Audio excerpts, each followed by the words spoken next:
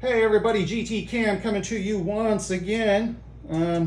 Hey, everybody again is sick of Snap-on versus Icon, right?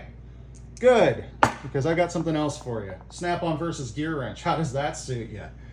Wow, holy shit. Anyway, in case you're wondering what that was all about, I just noticed how much meatier the freaking Gearwrench looks just looking at them side by side here. Let's see if I can zoom that in for you.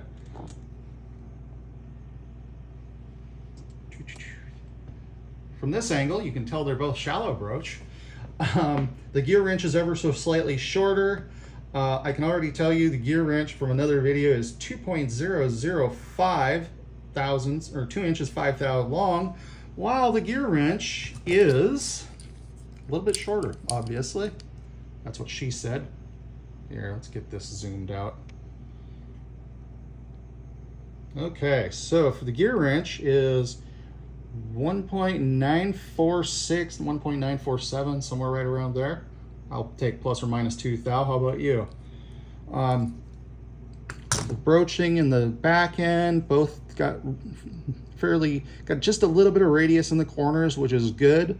You don't want sharp corners in these broaches.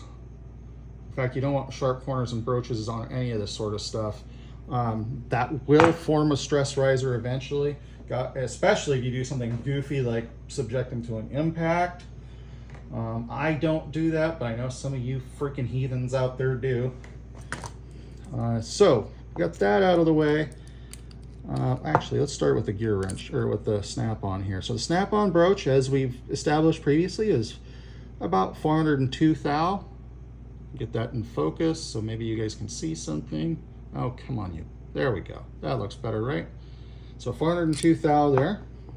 The Gearwrench comes in at, I didn't expect that.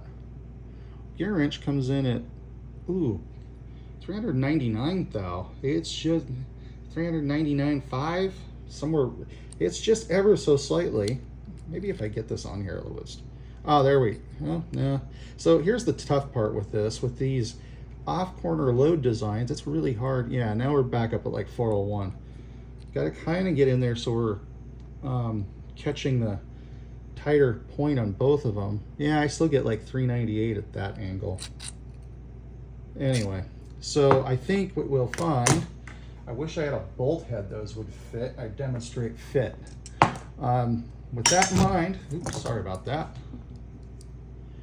The Snap-on is going to be about 402 thou. So you're ever so slightly with the smaller with the Gearwrench, but this is where it's going to be a pain, and that is that the Snap-on is 552 thou in OD, outside diameter, for those of you that aren't used to that terminology, versus the Gearwrench being almost, yeah, it is a 574 thou. So you've got about 25 thou more thickness here. So on the plus side, you're going to have more material there. If it was equal material, that might not matter so much. But I would bet you that the the Snap-on probably has a better heat treat and probably has better material. Just there is some science behind metallurgy. There is engineering that goes into this stuff, and a lot of people tend to just overlook all that. So, between the two, if you're on a budget, obviously the Gearwrench would work, but if you're looking at a tight fit and you can afford it, the Snap-on is going to be a great option. As we established in another video, if the Snap-on's not in your budget and or you really need something, you can you could go to the Icon, or you could do what some of us do. Instead of burning fuel and time, we would just chuck this freaking thing in a lathe and machine an OD down.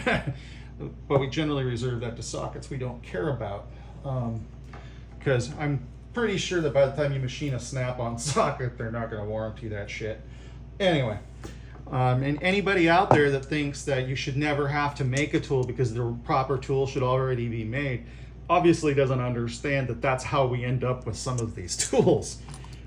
So with that in mind, I'm not going to be shy about it. I like my Snap-on sockets, but obviously I have, as you guys have well seen, I have Gearwrench on hand. And maybe tomorrow we'll pull up in Milwaukee or something. So with that in mind, hope you all have fun. GT Cam out.